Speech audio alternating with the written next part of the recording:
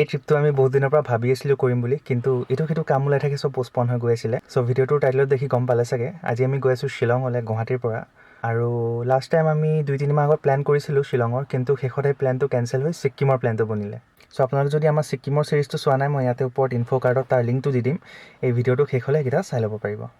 আৰু গুৱাহাটীৰ পৰা শ্বিলং বৰ এটা বেছি দূৰ নহয়, খুব বেছি আপোনাৰ 92 কিলোমিটাৰ্ছমান হ'ব।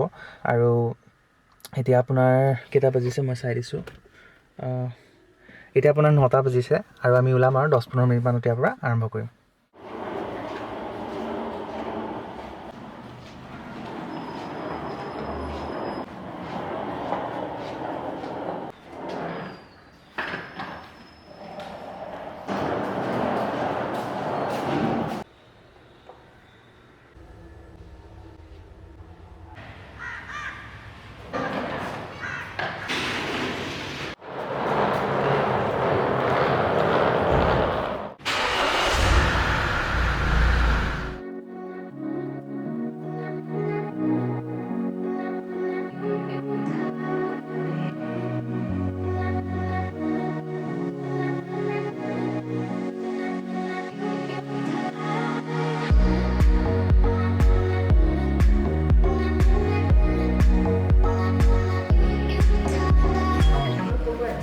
লণ্ডন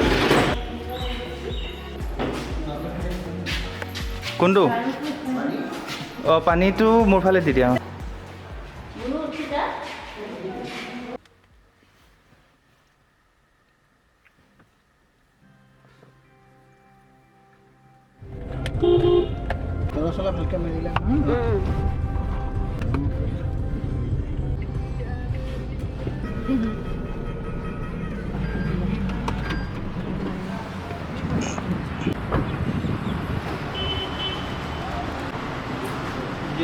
অঁ, ঠিক আছে।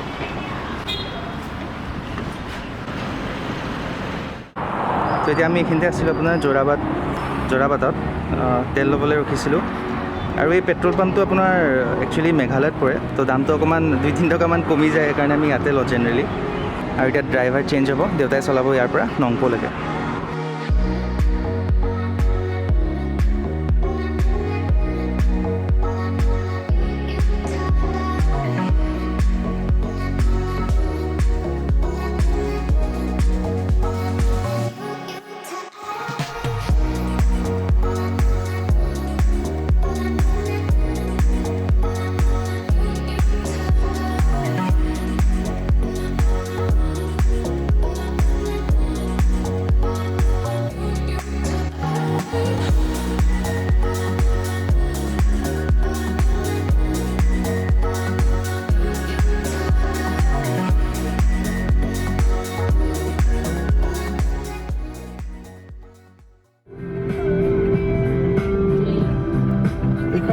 এইখনে অঁ, চেল্ফি ধাবা আছিলে, প্লেণ্টি ধাবা কৰি দিলে নামটো।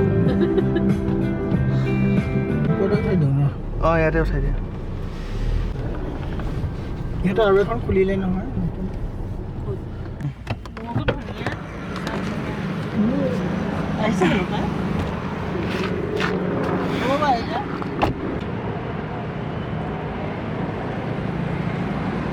এইখনৰ নামটো চেল্ফি ধাবা আছিলে, এতিয়া প্লেণ্টি ধাবা কৰি দিলে।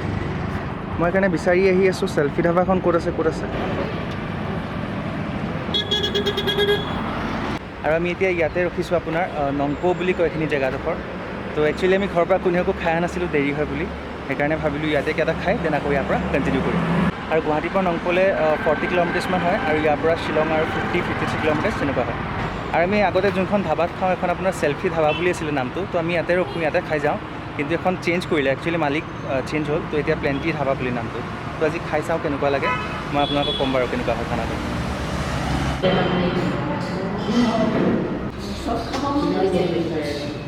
কি বস্তু?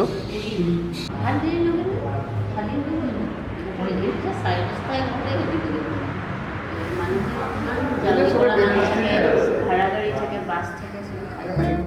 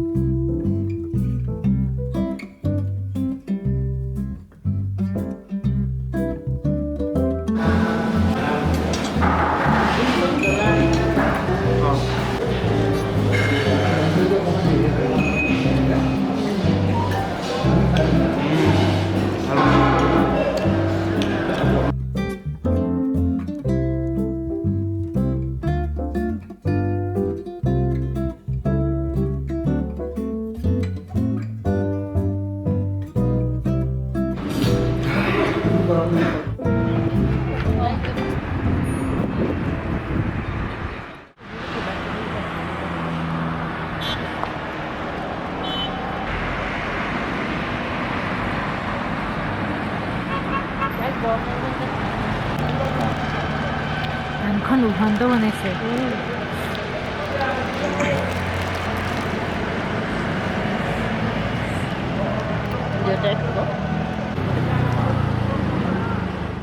তো খাই হ'ল আমাৰ আৰু মই আৰু দেউতাই লৈছিলোঁ চিকেন ফ্ৰাইড ৰাইচ আৰু মা আৰু বাই লৈছিলে চিকেন থালি তো টেষ্ট ভালেই আছিলে তো আপোনালোক যদি শ্বিলঙলৈ গৈ আছে দেন এখনত খাই ট্ৰাই কৰি চাব পাৰে মই ইয়াৰ লোকেশ্যনটো মোৰ ডেছক্ৰিপশ্যন বক্সত দি দিম আৰু আমাৰ টোটেল বিল হ'ল 650 ৰুপিজ ইয়াত গাড়ীবোৰৰ ডাঙৰ ডাঙৰ চকা থাকে শ্বিলঙত মানে শ্বিলঙত নহয় মেঘালয়ত গৈ থাকা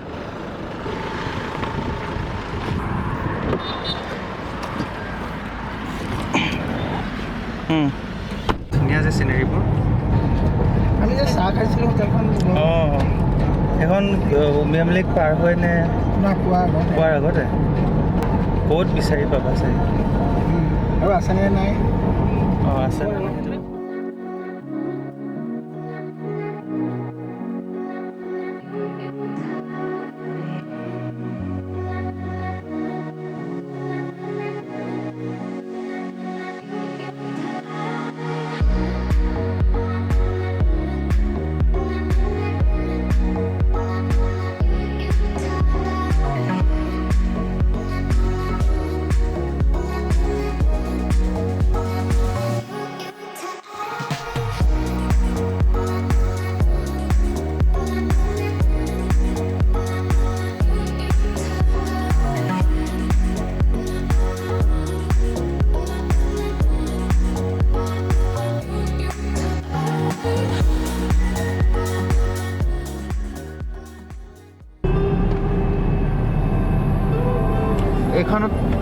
এইখনে আছিলে এইখনে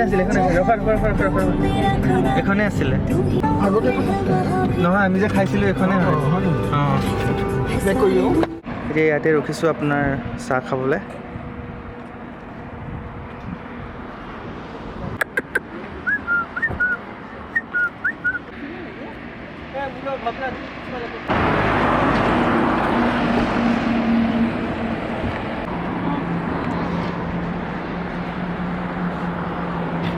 বৰ বেলেগ ধৰণৰ চিনেৰীটো বেলেগ ধৰণৰ পাহাৰটো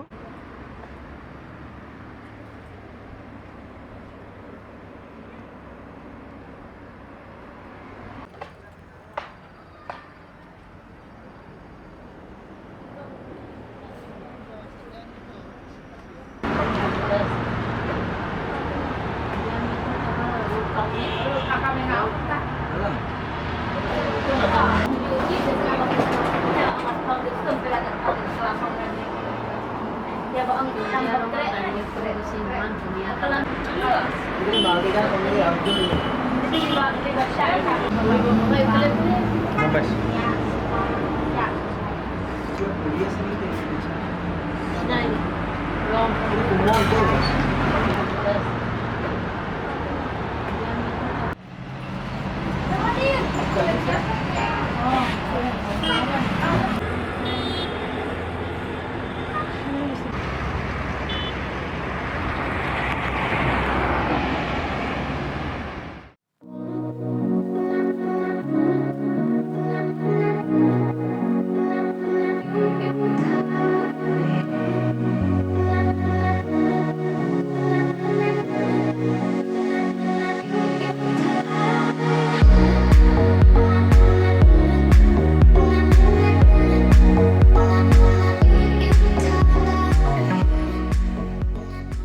আৰু এতিয়া আমি এইখিনিতে ৰখিছিলোঁ আপোনাৰ উমিয়াম লেক ভিউ পইণ্টটো পোৱাৰ প্ৰায় 1 কিলোমিটাৰমান আগত তো আই থিংক মেক্সিমাম মানুহে চাগে উমিয়াম লেকটোৰ বিষয়ে শুনিছে কিন্তু কোনোবাই যদি শুনা নাই মই কৈ দিছোঁ উমিয়াম লেকটো একচুৱেলি মেঘালয়ৰ বহুত ফেমাছ লেক হয় আৰু এইটো বাৰাপানী লেক বুলি জনা যায় এনেই লেকটো আচলতে আৰ্টিফিচিয়েল লেকহে হয় মানে মেন মেড লেক হয় চ' আপোনালোক যদি শ্বিলঙলৈ গৈ আছে তেনে ইয়াতে এটা ব্ৰেক ল'ব পাৰে কাৰণ ইয়াৰ পৰাও উমিয়াম লেকটো বহুত ধুনীয়া লাগে দেখি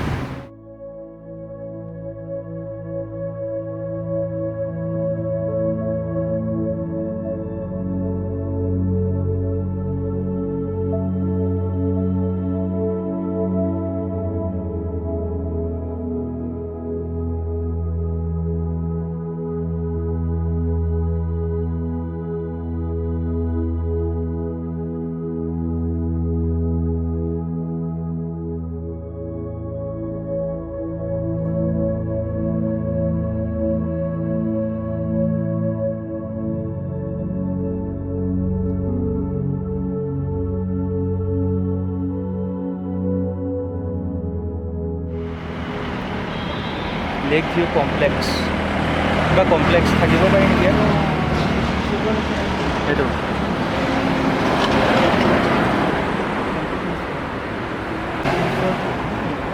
ৰিজৰ্ট টাইপছ এইটো ৰিচৰ্টতে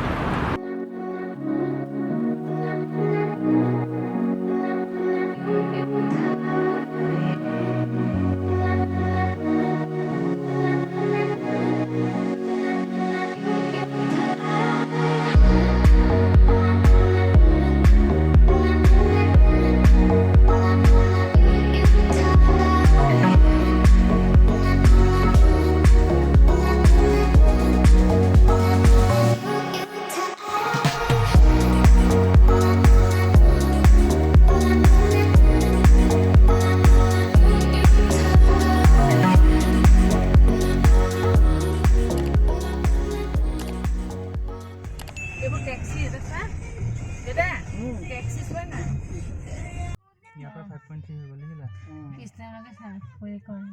এইটো কৰ ভিতৰৰ ৰাস্তা দি দিলে বৰ দিগদাৰ এই শ্বিলঙত আৰু দিগদাৰ কৰে চাৰিওফালে বহুত চাৰ্জ আছে খ্ৰীষ্টান দুটা আছে 4টামান দেখিলোঁ মোৰ পাহাৰটো চা অঁ পাহাৰ পৰহি মোদী আহিছিলে প্ৰধানমন্ত্ৰী সেইদিনা হওঁতে দিগদাৰ আছিলে তাকে দেই মই ভাবিছোঁ এইটো নেকি ন ৰাস্তাটো সুধি ল'বা নেকি কাৰোবাক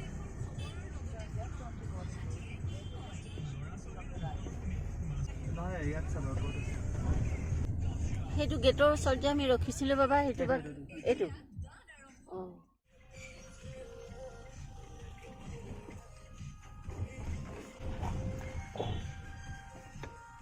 সেইটো চাগে লজটো বাবা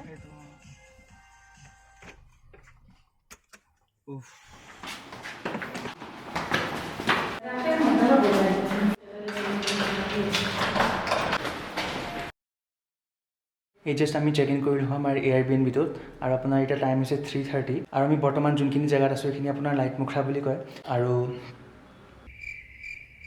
লাইটমুখৰাৰ পৰা পুলিচ বজাৰলৈ খুব বেছি 3.2 কিলোমিটাৰ্ছমান হয় চ' আপোনালোকে যদি পুলিচ বজাৰ যায় ইয়াৰ পৰা দেন লোকেল টেক্সি ইজিলি পাই যাব আৰু এই এয়াৰবিএনবিটো বুক কৰা মোৰ দুটা মেইন ৰিজন আছে ফাৰ্ষ্টটো হৈছে পাৰ্কিং তো আপুনি জানে শ্বিলঙত কিমান পাৰ্কিঙৰ প্ৰব্লেম তো ইয়াত ample amount of parking space আছে তো আপোনালোকে যদি নিজৰ গাড়ী লৈ আহিছে তেনে একো প্ৰব্লেম নহয় কিন্তু যদি আপোনালোকে ড্ৰাইভাৰ লৈ আনে তেন্তে ইয়াতে এক্সট্ৰাকৈ ড্ৰাইভাৰৰ কাৰণে একো একমডেশ্যন নাই চ' সেইকাৰণে মই এইটো আগতে কৈ দিছোঁ আৰু ছেকেণ্ড ৰিজনটো হৈছে যেনেকৈ মই ক'লোঁ পুলিচ বজাৰৰ পৰা এইখিনি ওচৰতে আৰু মই পুলিচ বজাৰৰ কথা ইমানকৈ কৈ আছোঁ কাৰণ মেক্সিমাম মানুহ যোন শ্বিলঙলৈ আহে তেওঁলোকতো পুলিচ বজাৰ যায় চ' আপোনালোকে যদি এইটো এয়াৰবিএনবি বুক কৰিম বুলি ভাবিছে দেন আই থিংক এইখিনি ইনফৰ্মেশ্যন আপোনালোকৰ কাৰণে হেল্পফুল হ'ব আৰু ইয়াৰ বাহিৰেও যদি কিবা আপোনালোকৰ বেলেগ কুৱেশ্যন আছে মোক সুধিব পাৰে কমেণ্ট কৰি মই আপোনালোকক ৰিপ্লাই দি দিম